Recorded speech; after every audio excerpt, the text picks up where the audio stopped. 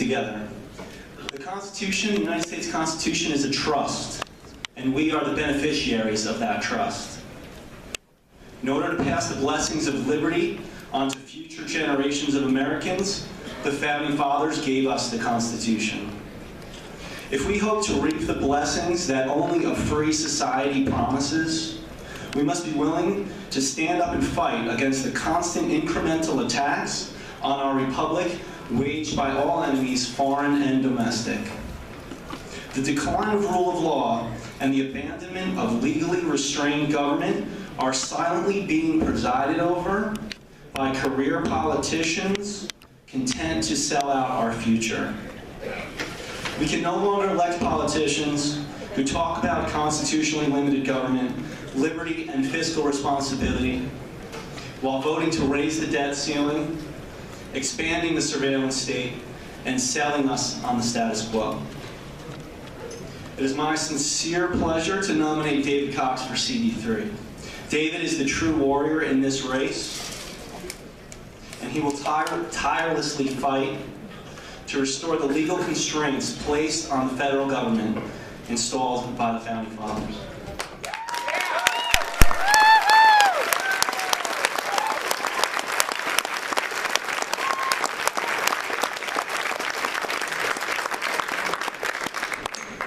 My name is Denny from Pueblo County, home of the double-digit recall.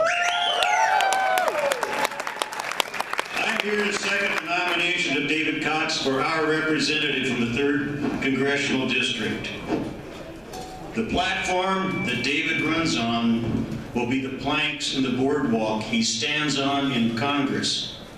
I believe that David, when we give him the privilege of exercising the responsibility as our congressman from the 3rd Congressional District, will do the job that we can all be proud of. Thank you.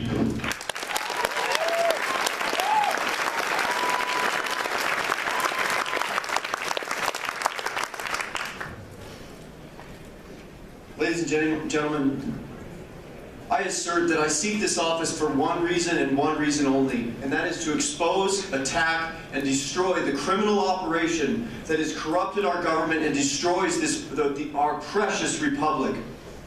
Delegates of the 3rd Congressional District and the Sovereign Republic of Colorado, my name is David Cox. I am 32 years old, a 4th-generation Colorado farmer from Palisade. I grew up in Palisade, and I currently make my living there as a peach farmer with my wife Jamie and my son Kyle. I graduated from the University of Colorado 9 years ago with a degree in electrical engineering. I'm a follower and believer in Jesus Christ and our Creator. Yeah. If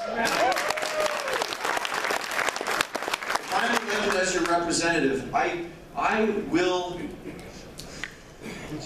wish to reassert the Republican Party's roots in constitutionally limited government, individual responsibility, free markets,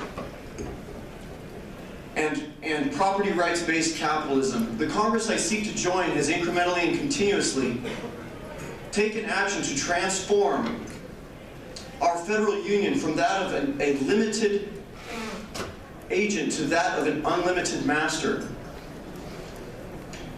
Representatives take an oath to protect and defend the United States Constitution against all enemies, public or foreign and domestic. And at a time like this, when our federal agent is violating the law with impunity, it is more important than ever that we hold our representatives to this oath.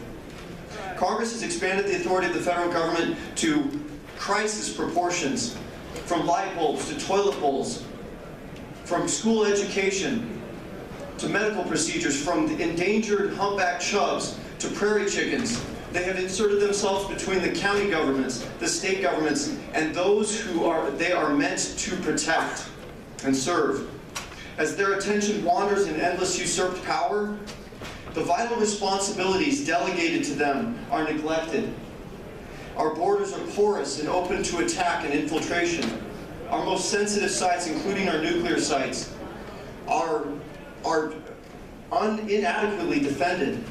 Congressional oversight of the military is in disarray as the Department of Defense carries out military operations without congressional authorization and arms military dictatorships in Saudi Arabia, Bahrain, Egypt, and even Islamic militants affiliated with Al-Qaeda in Syria, with our most advanced weaponry. Does our representation vehemently oppose and object when we send billions of dollars in foreign aid to these corrupt governments of money that we do not have? Does he aggressively defend the right of the people to bear arms when proposals are made to disarm law-abiding Americans? Folks, I paid close attention to this, and I didn't hear any objections from Scott Tipton. Our representation, it should be easy for them to vocally and aggressively defend our rights to the public and to the press when attacks are made against our most fundamental rights. Thomas Jefferson said, I love the Constitution too, and being a free person. Thomas Jefferson said, it is not by consolidation or concentration of power that good government is effected, but by its distribution. Our system of government was constructed around this premise, but incrementally over time, all power has been concentrated in Washington, D.C. The states are mere vassals of the federal master, disconnecting us with the most pressing and fundamental questions and decisions that we should be making at the local level. Intimate details of our community's character, from business regulation to healthcare, education, charity for the poor, and proper stewardship of our natural resources, has been ceded to distant, unelected, unaccountable bureaucracy.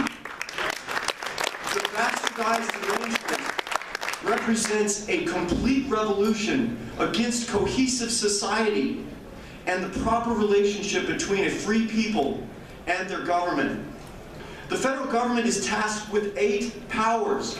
The power to create a post office, the power over patent law, the power to regulate interstate and international commerce, the power to carry out immigration laws and enforce them. Uniformity of bankruptcy law, coining money, creating interstate transportation, and most importantly, for the defense of our union.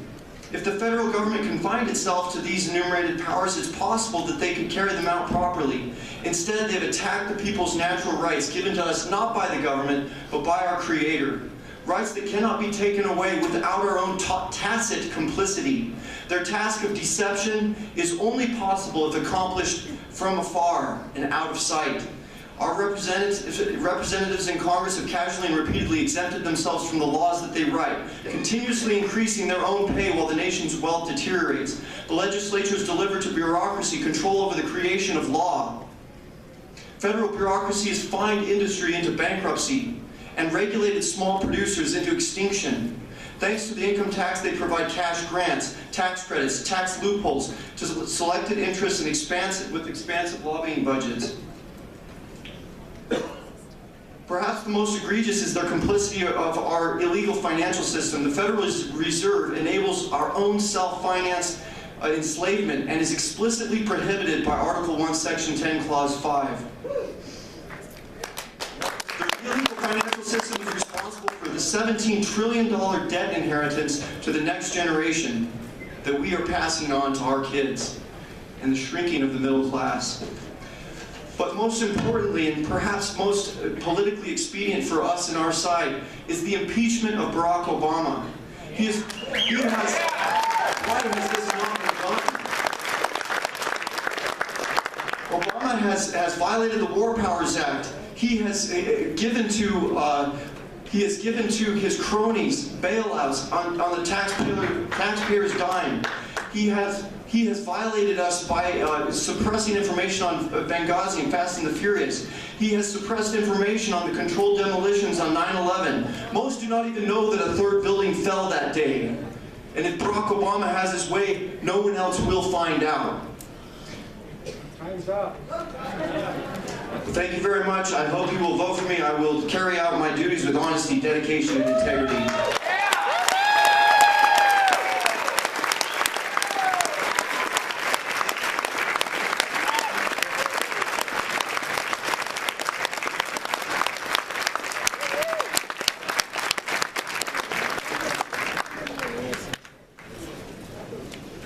David Cox has been nominated. The chair recognizes